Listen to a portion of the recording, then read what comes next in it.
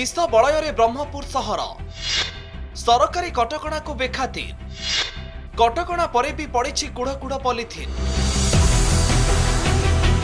विष बलय को टाणी हो जाउछि मनीष सरकारी कटकणा और सचेतनता एठी काम रे आसुनी सरकार का नियम परे भी पॉलिथिन रो व्यवहार हेउछि जनसाधारण को ऊपर तार प्रभाव शून्य आउ सबु स्थान रे कुड़ आवर्जना रे पड़ी पॉलिथिन जेउथि पई ब्रह्मपुर सहर रो परिवेश एबे अस्वास्थ्यकर होई पड़िछि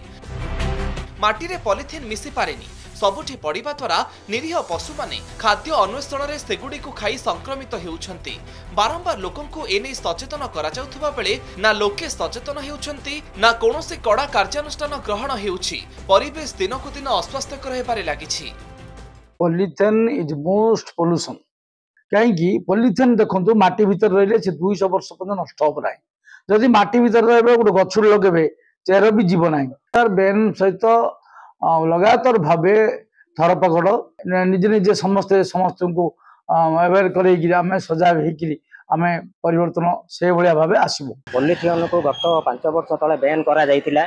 किंतु यह कागज कलम रे केवल सीमित हो रही जाइछि जोंथि पई छोट व्यवसाय छोट दुकान धरी बड़ दुकान पर्यंत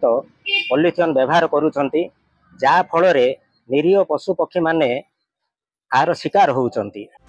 सुस्थ परिवेश गठन और पशुपक्षी सुरक्षा को दृष्टि रखी 5 वर्ष तले पॉलिथिन व्यवहार बैन करा जाइथिला जिला प्रशासन एवं ब्रह्मपुर महानगर निगम पक्षरु सहरर विभिन्न स्थान रे चढ़ाऊ करा जिबा सह खुचुरा व्यवसायीक उपरे कार्यानुष्ठान निया जाइथिला हेले एबे अवस्था पूर्ववत रहिछि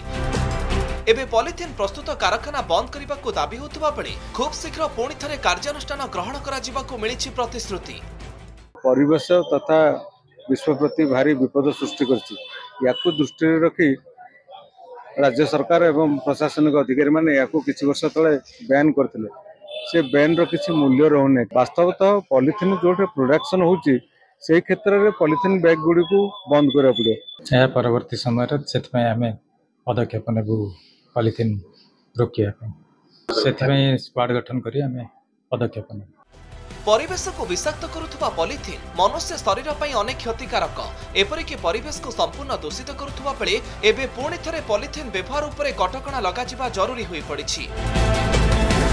ब्रह्मपुर प्रदीप्त परिछांक रिपोर्ट कनक न्यूज।